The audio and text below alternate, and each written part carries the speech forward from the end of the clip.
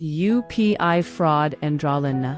UPI, Google Pay, PhonePe, Paytm போன்ற apps மூலம் உங்களின் அனுமதி இல்லாமல் அல்லது உங்களை ஏமாற்றி உங்கள் பேங்க் அக்கவுண்டிலிருந்து பணம் எடுத்தால் அதுதான் UPI fraud. இதை எவ்வாறு தவிர்க்க வேண்டும் என்பதை தெரிந்து கொள்ள எப்படி நடக்கிறது என்பதை முதலில் நாம் தெரிந்து கொள்வோம். UPI fraud நடக்கும் முக்கிய வழிகள். Point 1. Fake call fraud. பேங்க்லிருந்து பேசுறோம் என்று கால் பண்ணுவார்கள். OTP பின் கேட்பார்கள். நீங்க OTP பின் நம்பர் சொன்ன உடன் உங்கள் அக்கவுண்டில் உள்ள பணம் போயிடும்.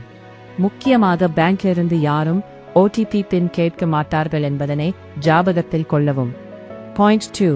Fake link SMS fraud.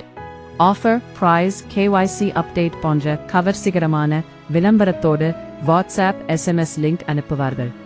Click பண்ணினா அக்கவுண்ட் ஹேக் ஆகும். எச்சரிக்கையாக இருக்குங்கள். Point 3. Collect request scam. Money receive பண்ண அக்செப்ட் பண்ணுங்க என்று Google Pay, PhonePe, Paytm போன்ற ஆப்ஸ் மூலம் ரிக்வெஸ்ட் அனுப்புவார்கள். நீங்கள் அக்செப்ட் பண்ணினா உங்கள் பணம் டிடக்ட் ஆகும். கவனம். Point 4. Screen share apps fraud. AnyDesk TeamViewer install பண்ண சொல்லுவார்கள். பின் ஆக்சஸ் கேட்பார்கள். அப்படி செய்வதன் மூலம் அவர்கள் உங்கள் மொபைல்லே ஃபுல் கண்ட்ரோல் எடுக்கலாம். Point 5. OLX Online Selling Fraud. Buyer மாதிரி பேசுவார்கள்.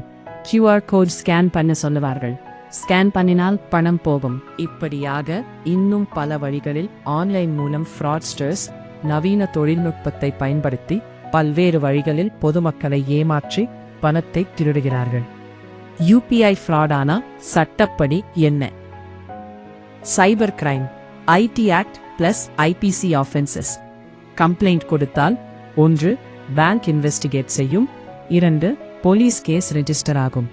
உடனே கம்ப்ளைண்ட் கொடுத்தால் சில நேரங்களில் ரிஃபண்ட் கிடைக்கும். UPI ஃப்ராடானா உடனே என்ன செய்ய வேண்டும்? 1. உடனே கால் பண்ணுங்க சைபர் கிரைம் ஹெல்ப்லைன் நம்பருக்கு 1930. 2. மேலும் உங்களுக்கு ஏற்பட்ட மோசடியை www.cybercrime.gov.in என்ற வெப்சைட்டில் உங்கள் கம்ப்ளைண்டை பதிவு செய்யவும். இது ஒரு இந்திய அரசின் national cyber crime reporting portal ஆகும். 3. உடனே உங்கள் பேங்க்குக்கு இன்ஃபார்ம் பண்ணவும். 4.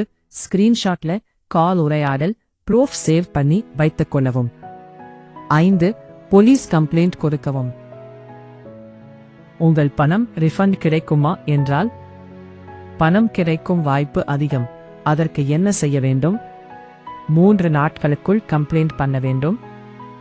மேலும் உங்கள் தவறு இல்லாமல் UPI fraud நடந்திருந்தால் எப்பொழுது உங்கள் பணம் கிடைக்கும் வாய்ப்பு குறைக்கிறது? OTP பின் ஷேர் பண்ணினீர்கள் என்றால் மேலும் டிலே ஆக கம்ப்ளைண்ட் செய்தால் உங்கள் பணம் கிடைக்கும் வாய்ப்பை குறையும். இது ரிசர்வ் பேங்க் ஆஃப் இந்தியா கைட்லைன்ல குறிப்பிடப்பட்டுள்ளது. மிகவும் எச்சரிக்கையாக இருங்கள். உங்கள் பாதுகாப்பை உறுதி செய்யுங்கள். UPI fraud ஒரு கிளிக்ல பணம் போகும். அலர்ட்டா இருந்தாதான் சேஃப். இந்த வீடியோ பயனுள்ளதாக இருந்தால் லைக் அண்ட் ஷேர் பண்ணுங்கள்.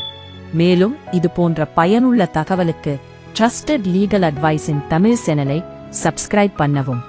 சட்ட உதவிக்கு எங்களை தொடர்பு கொள்ளவும். நன்றி.